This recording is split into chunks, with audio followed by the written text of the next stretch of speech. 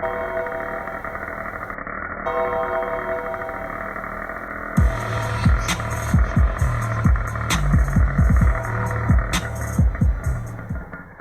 up, Nitro Gang? These are the two Schumachers I got during the last video where we went on that Nitro vintage road trip. I paid $60 for both of these. Just to give you a small recap, these are both 20-year-old Nitro RCs. One of them is this parts car. So don't worry about the wheels, I have the wheels, but this stuff is missing a lot of the parts it came with. We'll talk about it later. The other one seems to be complete, but the pole starter is broken, and there's a whole bunch of other stuff. But we'll get to the actual condition of the RCs later on. In this video, I thought it'd be interesting to talk a little bit about the Schumacher history. The founder, Cecil Schumacher, started his career as an engineer for Cosworth. If you ever watch Top Gear, you would know that the Cosworth Mercedes have been on the show Top Gear multiple times. I think Jeremy Clarkson loves it. It's one of his favorite cars. I personally never seen one in real life, but apparently they were some of the best modified Mercedes back in the 1980s. They won a lot of championships. And the founder of this brand, Cecil Schumacher, used to build transmissions for the Cosworth racing team that modified cars. 1989 Mercedes 190e Cosworth. It might look as unassuming as a Bavarian businessman, but don't let its subtlety fool you. This was the super saloon of its day, packing 195 horsepower from a 2.5 litre engine. This 1986 Sierra Cosworth was Ford's Iron Lady, stout, powerful and imposing. While the 2-litre engine may be smaller than the Germans, a turbo means it's actually more powerful. With 201 horses romping through the rear wheels, it doesn't recognise the meaning of defeat. You might be asking yourself, what's Schumacher claim to fame when it comes to remote control cars? Well, the story goes that he saw a couple of his co-workers in the parking lot driving remote control cars. He noted that they had extreme tire wear, and that's where he got the idea of putting in a ball differential into his cars. Now, yes, both of these actually do have ball differentials. When you look at the chassis here, it looks so silly that you would be like, well, how did they have, state-of-the-art ball differentials? Wasn't like Team Associated the only ones using ball differentials? Well, Schumacher put them into basically every single remote control car that they sold, and they won multiple IFMAR championships, first starting in 1987 and then recently in 2020. Of course, it was not the same level of a car, but hey, that doesn't matter. It wasn't nitros, but still, you still have the same underlying technology. These cars, guys, to be honest with you, we're going to go over them in a little bit of detail later, and they have so many weird things. When I was looking over it, oh my god, I just could not believe it. I also, as a surprise, found the original review in this 2002 magazine. There's actually an ad here for the Schumacher XTR-3E, which is what I have. The ad here says, 70 miles per hour, the fastest truck we have ever tested. Pulls a wheelie at just about any speed. I like the way that sounds. That sounds pretty incredible. But that's not it. There's a whole review of this truck here. So we're going to take a look at this also in pretty good detail. Pretty interesting stuff here, guys. I know these chassis here look like they're kind of weird and toy grade. You know, like what's this over here? This is actually the wheelie bar. That's right. So when I went to the car show, when I first picked these up, I carried it around like this by the wheelie bar. And it's actually kind of convenient. I like it. There's no wheels here. It's just like a metal wheelie bar. I'm curious to see what will happen if this will actually cause like any sparks when it impacts the ground. You know, kind of like those armor wheels people put on cars these days to like cause sparks, whatever it is. It doesn't matter. This engine is a .21 Thunder Tiger. This chassis is also not aluminum. Look at it. It's like a weird pan chassis. This design is like from the early 90s. It's a metal painted chassis. We'll talk about it a little bit later. But literally every single part on this chassis that I look at, there's something weird and something notable to talk about. In modern day, Schumacher competes in the ultra high competitive electric segment. These models here are what were known as the fun segment. That's literally what it said on Wikipedia when I read a whole bunch of stuff. The fun segment. Were they fun? Well, you tell me 70 miles per hour in a 10 scale two-wheel drive. That sounds pretty fun to me. I think they got it. Here we go, guys. Let's talk about the chassis. I'm going to display the magazine here in the back. This is exactly what we're looking at when it was in brand new condition. We're going to go over this in a little, but for now, let's just talk about some of the really weird, obvious things I noticed when looking over this. What's weird about this fuel tank is not the fact that it is extremely tiny, but it is a two-piece design. You can't tell, but this little line right here, this partition, this is a two-piece design. So this comes up and there's a rubber O-ring and that's how it's sealed. I don't know why Schumacher thought it was a good idea to design a two-piece fuel tank. I've never seen any modern manufacturer in the Nitro RC industry design a two-piece fuel tank. This is just one of those really weird things. Most people wind up putting an HPI or a Traxxas fuel tank in here, something that's generic and easy and not a two-piece design. Look at how the engine is actually mounted in the chassis. Right, so the chassis, first of all, looks weird, but let's talk about the way the engine is actually mounted. This is a plastic mounting plate. On the parts one here, we can tell the motor is directly mounted to this huge plastic plate, which really goes basically throughout this whole entire chassis all the way in the back. Now, I'm missing the entire drivetrain, the diff, all of this, the transmission here, but who thought that mounting, 0.21 nitro engine to a plastic plate that is now going to be screwed into the actual metal chassis is a good idea? I don't know. Next thing, the chassis. Take a look at this right here. This is rust. So this yellow color, at first I was like, oh, it's cool, it's anodized yellow. Guess what? It's not actually anodized anything. This is rust. So this is just literally painted metal. So this is the only modern RC I've ever seen that does not come with an aluminum pan chassis. Now, I'm not sure if there's some kind of rigidity or strength advantage. Maybe there is. Maybe Schumacher was ahead of their time like they were with the ball differentials. I don't know. But it seems like no other manufacturer has somehow determined the secrets that Schumacher was using to make these years ago. The bottom of the chassis is also pretty abnormal. There is no cutout here for the flywheel in case you wanted to use a starter box, which is weird because this is a very clean, flat chassis. A 10 scale stadium truck design like this, generally you should be able to run a starter box.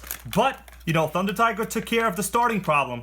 So the one right here has a pull start. It's broken, of course, but this one is the original electric start back plate. So you had a drill. Obviously, this is like the early version of Rotostart. They used to call it an E-start, I think, years ago. Basically, just put in, proper matching bit here. Boom, there you go. It cranks it and it starts.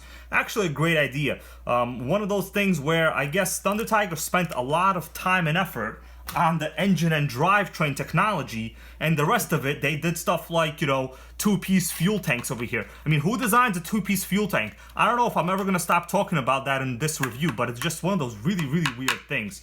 This is the throttle return spring. It reminds me of something that, you would make on your own homemade RCs. Really weird. I guess they really had no choice the way the engine is mounted. They really devoted a lot of their effort to just mounting the engine and the pipe. Even the way the header sticks out here, it's just asking to be hit. I don't know if it will be or not because, when the body would have been here, it would have covered it.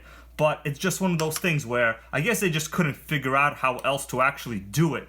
You have the most rudimentary mounting of electronics. Basically, you have a servo on top of a servo. On top, you have a receiver. Of course, this is an old Airtronics AM system. I am going to be updating all of this, but that really isn't the most interesting thing here. This model's claim to fame is its 3-speed transmission. I'm not sure what the actual working status on this unit is, but it does spin. I could tell this is original. The gears are not chewed up. That's already an upside. It looks like this one was probably run. We're going to check out later. I'm going to remove the battery pack in here, and we'll see how old the batteries are, and we can actually estimate how old it is.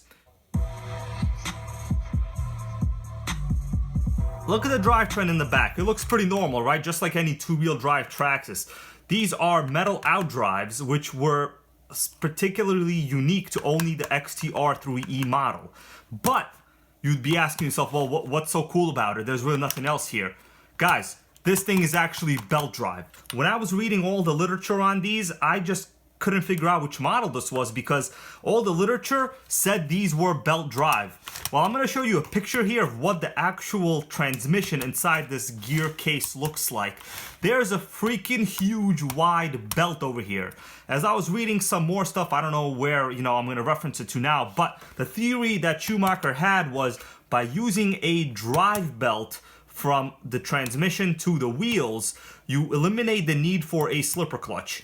Pretty interesting. I've never seen a belt being used on a two-wheel drive stadium truck like this. If you guys have, put in the comments, but in modern RCs, I would say 1995 and up, I've never seen a two-wheel drive belt drive system with a 3-speed. It's very unique. All the world's top Nitro Touring cars, including Serpent, the HPI Proceed, Mugen, all of them are belt drive. You're almost never gonna see a competition 8-scale Nitro sedan that is a shaft drive car because you have a lot of that extra vibration in the chassis.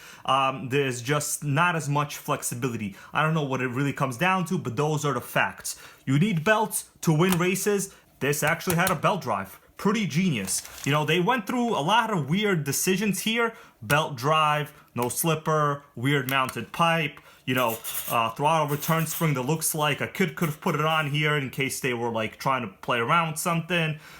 Giant engine for a weird metal chassis here. A plastic mounting plate for a nitro motor, which is very, very weird. But we haven't even gotten to the weirdest parts yet. This is what they call a wheelie bar. That's right. You see this metal thing right here? It's actually a wheelie bar. So it goes like this, boom, it's a wheelie bar. As I was reading the magazine here in the back, they said they removed the wheelie bar, but I still see it pictured here. And this is original, guys. I know how weird it looks and sounds, but this is original. All right, what about the suspension? Let's talk about the suspension. There is a lot of, I would say, very surprising things here. We're not going to talk about the shocks in particular, but yeah, they're just basic plastic shocks. They're not threaded, they're not aluminum, they're nothing. They're as basic as possible. All of the links here, they're fixed. Which, for this time, there were cars that had fully adjustable turnbuckles here in the front.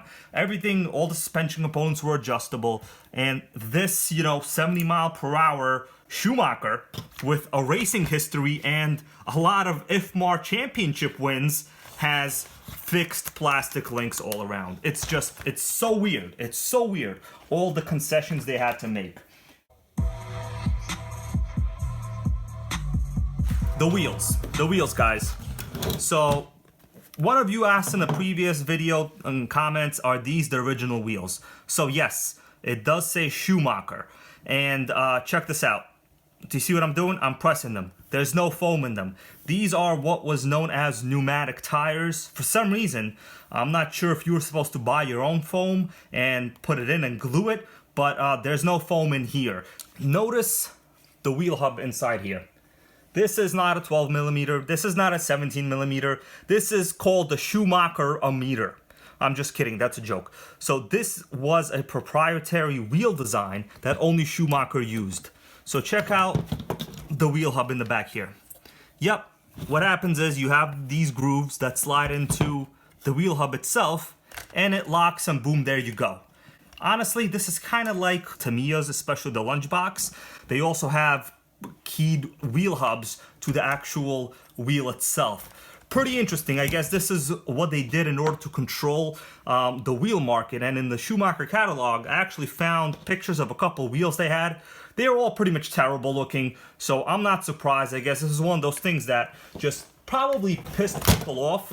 And these things really were not that popular at the time because, like, if you could not get standard wheels for RCs in like the 2000s, that would not have made me happy at all, guys. So yeah, there it goes. Weird wheel hub design. Let's talk about the battery box here in the back. Yeah, it is very weird. In fact, I thought this was not original when I first picked it up, but it actually is 100% original. So check this out. There's like this little clasp mechanism. Go like this. It slides out, a piece of plastic, you know. which looks like it was like cut from some kind of a cardboard box, but you know, it works, whatever. And as you expect, the regular, you know, 4AA receiver battery pack inside. Let's remove one of the batteries, and I'm going to show you what I'm looking for. The expiration date on this is 2012. That means we know the last time this was definitely run or turned on was 2012. But in fact, just so you guys know, I suspect it was about 2007. I think Duracell and the modern specs for batteries, they go about 5 years ahead of time for the best buy date on batteries. So if this one says 2012, we could assume the last time this thing had fresh batteries put in it was 2007. Best estimate, that means it was run for like maybe 7 years and then just in storage this entire time. So I suspect this thing has not seen any action in 13 years. Now these are my best estimates. I think this basically is relatively accurate. Of course, a lot of the batteries here are already oxidized, right? Yeah, you guys can see that it's oxidized, Rayovac. Another thing, I don't know if you guys know, but like these old RCs, for some reason, they like constantly get hair on them. Look at all this hair that's on the shock. Like every old RC I've ever gotten has had a lot of hair on it. It's like it grows hair. It gets hairy, I guess. It doesn't go to the barber. I'm just kidding. It's all the oils that's on the RC over time. It attracts a lot of dirt and, you know, clearly hair finds its way in here somehow. So, yeah, this RC has a lot of really weird, interesting things and surprises. But, you know, Schumacher, they did what they did. Of course, this one is in pretty bad condition. I will be removing the coolant head later. We'll take a look inside the motor on both of these. Alright, Nitro Gang, this video is getting a little long. We're going to take a look at the original review of the Schumacher in this magazine at a future episode. For now, let me just give you a couple updates. This is the Red Cat Earthquake, the one that I told you, you know, in the last video, it hesitates whenever I accelerate when it's trying to engage second gear. I've removed the engine. Take a look at what I found inside the piston. There's a freaking letter A inscribed on top of the piston. One of the comments said it's to indicate, to show that the piston is oriented towards the exhaust port. It's very possible that that's in fact the case. Although I've disassembled SH engines before, I've never seen the letter A written on any piston. I'm not sure what they mean by that, but I disassembled it. I did rebuild the clutch. There was some kind of binding issue. I don't know if that was causing the hesitation. It's highly unlikely that that's the case. The carb seems to be ideal. I did check the O-ring on the high-speed needle valve, and it is perfect. In fact, it was actually hard to screw this needle back in. So once again, I don't think that's what it is. Right now, we're going to take a little break from this. I am going to be running this eventually, and hopefully it will no longer hesitate. Some people said that your wheels are too big, bro. Put on smaller wheels. That's why you have hesitation. That's not the problem, guys. These things are actually very light. The wheels here are also very light. That has nothing to do with it. This is a big block 21. It should not have an issue, you know, pulling these tires. That's just not it. There's some kind of vacuum issue. That's usually what this stuff leads to. And most people did indicate that chances are the carb is defective or faulty. And why don't I just get another one? Well, you know what? Like, the carbs on these motors is pretty much the biggest ripoff in the RC industry. It's like the electric battery pack in a Toyota Prius. That's where they're making all the money, guys. I'm not going to be replacing this carb. There's going to be a way to fix it, and I just haven't figured out what the actual issue is, but I will sooner or later. Let me leave you off with me removing the coolant head from this Parts Thunder Tiger motor. We're going to take a look inside. I know this one is not seized because I was actually able to spin this over with my finger and the flywheel actually does move in the front. So let's remove the coolant head, see what the piston and sleeve inside looks like. I've unscrewed everything. Let's take a look. Glow plug seems to be in good shape. It's fairly clean under here. The piston is extremely dry. Let me spin this over. It does move. You guys could see that. It literally is moving. Here's a close-up here for you of the piston. I basically just put in my own little drill bit here. I'm going to spin it with my hand. It goes back here into the back plate assembly. This is all factory. But yeah, it's clean inside. There's just a little bit of a mark here on top of the piston, but it's literally like pretty much spotless. Look at that. Not bad at all. Literally almost no damage that I can see now. Clearly, you know, it's super, super dry. I don't even see any kind of oil film on the sides of the sleeve, which is, you know, it's not good, but it's not seized. So I'm gonna put in a little bit of this after-run oil, get it moving around. You know, this just kind of more or less makes me feel better. You know, an engine's supposed to have oil in it. Put a little more. It turns over relatively smoothly. There it is, first Thunder Tiger parts car seems to be okay. The engine at least is normal. On to the next one in the next video. Thanks so much for watching. See you later.